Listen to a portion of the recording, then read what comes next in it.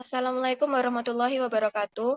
Perkenalkan, kami dari kelompok 8 ingin menyampaikan materi terkait bab 8, yaitu teori motivasi dan pendekatannya, dengan dosen pengampu Pak Ahmad Mardalis, SE MBA, Fakultas Ekonomi dan Bisnis Universitas Muhammadiyah, Surakarta. Izinkan kami memperkenalkan anggota kelompok kami terlebih dahulu.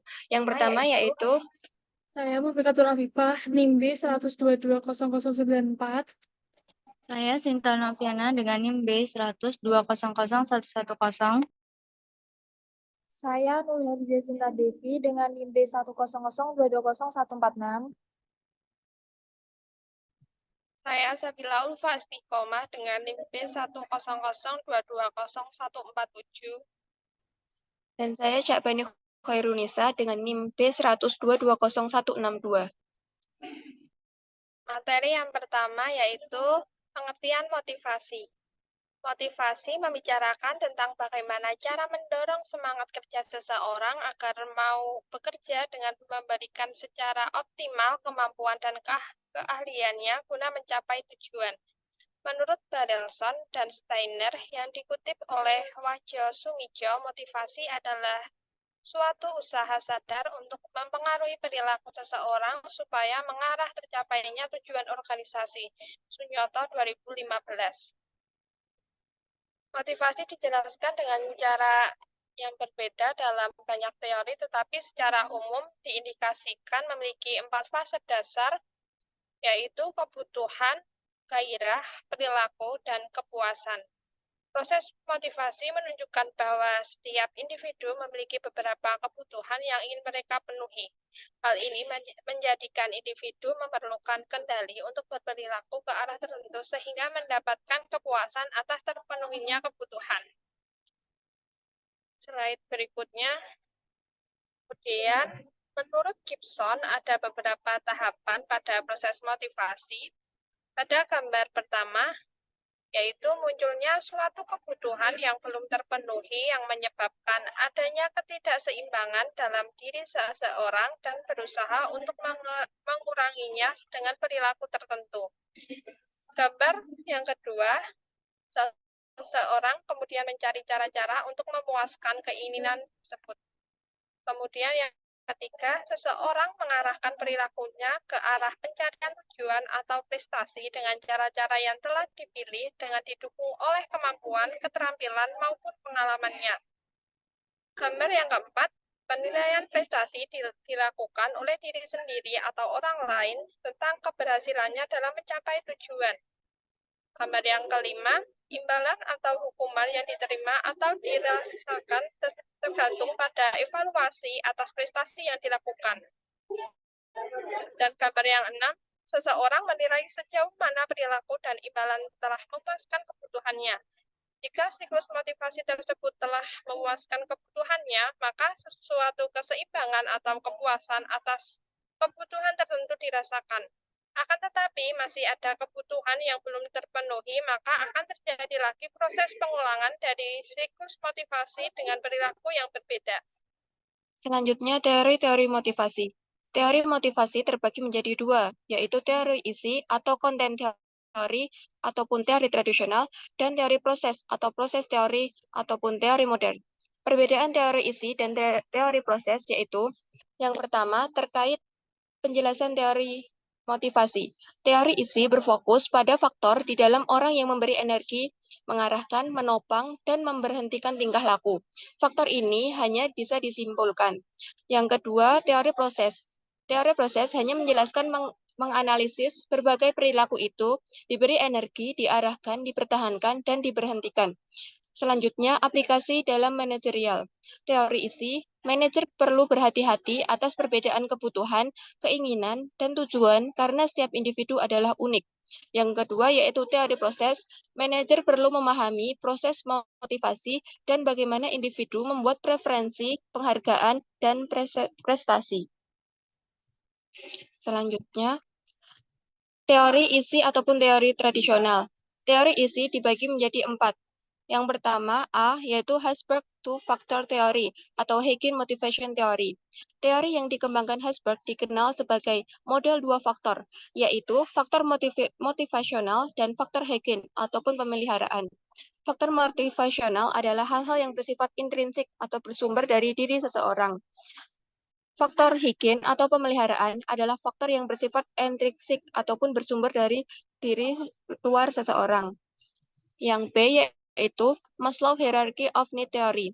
Teori hierarki kebutuhan dari Maslow mengemukakan bahwa manusia di tempat kerjanya dimotivasi oleh suatu keinginan untuk memuaskan sejumlah kebutuhan yang ada di diri seseorang. Next, ini adalah tabel tingkat hierarki kebutuhan Maslow. Yang paling bawah, yang pertama yaitu ada physiological atau kebutuhan fisiologis. Kebutuhan fisiologis merupakan hierarki kebutuhan manusia yang paling dasar, yang merupakan kebutuhan untuk hidup. Yang kedua yaitu safety and security, kebutuhan keselamatan dan keamanan. Kebutuhan ini meliputi keamanan dan perlindungan dari bahaya kecelakaan kerja, jaminan akan kelangsungan pekerjaan, dan jaminan akan hari tua pada saat seseorang tidak bekerja lagi. Yang ketiga, belongingness, social, and love, atau kebutuhan sosial. Jika kebutuhan hierarki pertama dan kedua telah terpuaskan secara minimal, maka akan muncul kebutuhan sosial, yaitu kebutuhan untuk persahabatan dan afiliasi. Yang keempat ada esteem, atau kebutuhan penghargaan. Kebutuhan ini meliputi kebutuhan keinginan untuk dihormati, dihargai atas prestasi seseorang. Yang terakhir, yang kelima yaitu self-actualization atau kebutuhan aktualisasi diri. Aktualisasi diri berkaitan dengan proses pengembangan akan potensi yang sesungguhnya dari diri seseorang. Selanjutnya, yang ketiga, Miss Kellen's Net for Adjustment Theory.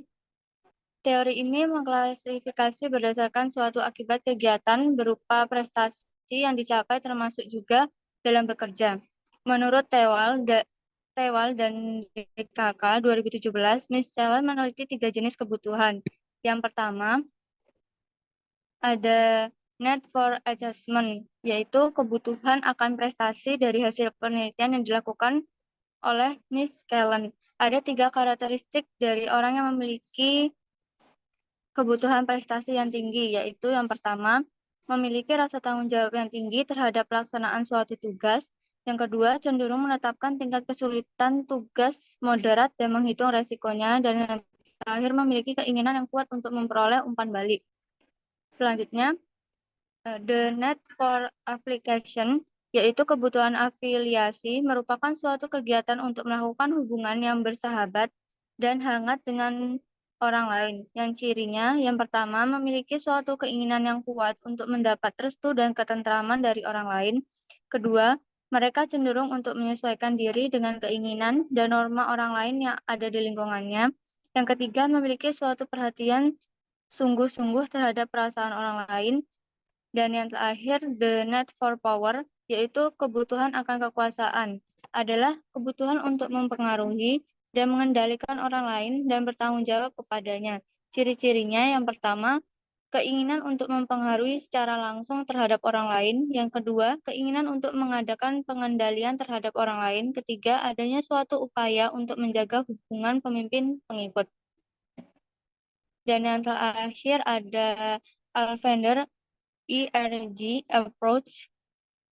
Teori ini adalah penyempurnaan dari teori kebutuhan yang dikemukakan oleh Maslow. Menurut Aldefer dalam Robbins 2001-171 mengemukakan ada 3 hierarki dalam kebutuhan inti. Yang pertama, kebutuhan eksistensi adalah kebutuhan yang pemberian persyaratan eksistensi materi dasar mencakup butir-butir yang oleh Maslow dianggap sebagai kebutuhan keamanan serta keselamatan, kebutuhan fisiologis seperti gaji, kerja, peralatan, atau kebutuhan manusia untuk bertahan hidup. Yang kedua ada kekerabatan atau berhubungan. Adalah kebutuhan yang merupakan hasrat kita untuk memiliki atau memelihara hubungan antar pribadi yang bermanfaat. Hasrat sosial dan status menurut interaksi dengan orang lain agar dipuaskan, dan hasrat ini segaris dengan kebutuhan sosial Maslow. Dan yang terakhir, pertumbuhan, yaitu kebutuhan suatu hasrat intrinsik untuk perkembangan pribadi, mencakup komponen intrinsik dari kategori penghargaan Maslow dan karakteristik-karakteristik yang tersangkut dalam aktualisasi diri. Selanjutnya ada teori proses atau teori modern. Yang pertama ada form ekspektasi teori. Teori ini dikembangkan oleh Victor Hobsbawm tahun 1964 yang kemudian diperluas kembali oleh Lawler dan Porter. Ada 3 aspek yang mengaruhi motivasi. Yang pertama, ada ekspektasi, yaitu seberapa besar kemungkinan jika mereka melakukan perilaku tertentu, mereka akan mendapatkan hasil kerja yang diharapkan. Yang kedua, instrumen, yaitu seberapa besar hubungan antara prestasi kerja dengan hasil kerja yang lebih tinggi. Yang ketiga, ada valensi, yaitu seberapa penting seorang menilai penghasilan yang diberikan perusahaan kepadanya. Misalkan, jika hal yang paling didambakan oleh seseorang pada suatu saat promosi, maka itu berarti baginya promosi menduduki valensi tertinggi. Teori harapan mencakup 3 variabel. Yang pertama, pengharapan atau kaitan usaha kinerja, yaitu kemungkinan yang dirasakan oleh seorang tersebut bahwa melakukan sejumlah usaha tertentu akan menghasilkan tingkat kinerja tertentu. Yang kedua, ada instrumentalitas atau kaitan kinerja imbalan, yakni tingkat sejauh mana orang tersebut percaya bahwa pekerja pada tingkat tertentu itu menjadi sarana untuk tercapainya hasil yang diinginkan. Yang ketiga ada valensi atau daya tarik imbalan, yakni bobot yang ditempatkan oleh orang tersebut ke potensi hasil atau imbalan yang dapat dicapai di tempat kerja. Selanjutnya ada Lawler and Porter ekspektasi teori. Didasarkan pada kepuasan yang melalui kinerja dan penghargaan. Ada perbedaan antara penghargaan intrinsik dan penghargaan ekstrinsik. Penghargaan intrinsik yakni penghargaan yang diperoleh atas perilaku individu tersebut dalam organisasi seperti penyampaian prinsip kerja yang merupakan usaha dalam mengembangkan diri. Penghargaan ekstrinsik yaitu peningkatan upah yang diperoleh pengakuan layak atau status pegawai dan jaminan keselamatan kerja yang diberikan oleh organisasi. Selanjutnya ada Adam Equity Theory, yaitu teori yang digunakan dengan teori keseimbangan atau teori keadilan yang dibangun oleh Stacey Adam. Ada 4 bentuk perbandingan dalam menilai bentuk ketidakadilan menurut teori Adam. Yang pertama ada diri di dalam, yaitu perbandingan pengalaman seorang karyawan lain yang berada di posisi berbeda yang ada di dalam organisasi. Yang kedua ada diri di luar, yaitu perbandingan pengalaman dengan seorang karyawan organisasi lain yang berada di posisi atau situasi yang sama. Ketiga, ada individu lain di dalam, yaitu perbandingan pengalaman diri seorang individu dengan individu lainnya yang ada di dalam organisasi.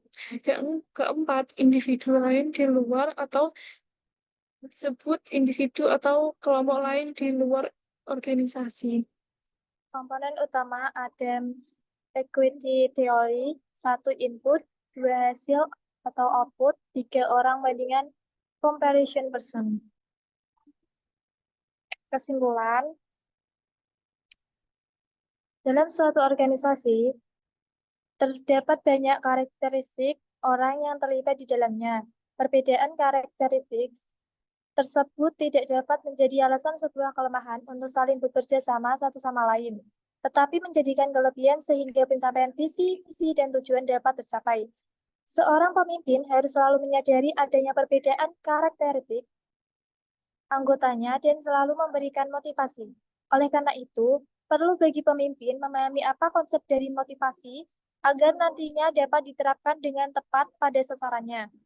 Banyak sekali teori-teori motivasi yang ada. Para pemimpin organisasi dapat menggunakan salah satu atau saling berkolaborasi antar teori yang satu dengan yang lainnya. Sikap pemimpin yang memperhatikan anggotanya dengan memberikan motivasi, maka akan menimbulkan gairah kerja yang positif di lingkungan organisasi sehingga dapat tercapai visi, misi, dan tujuan yang efektif dan efisien. Sekian dari presentasi kelompok 8. Jika ada yang ingin bertanya, silakan bertanya. Jika tidak ada, ya tidak ada. Sekian dari kelompok kita. Wassalamualaikum warahmatullahi wabarakatuh.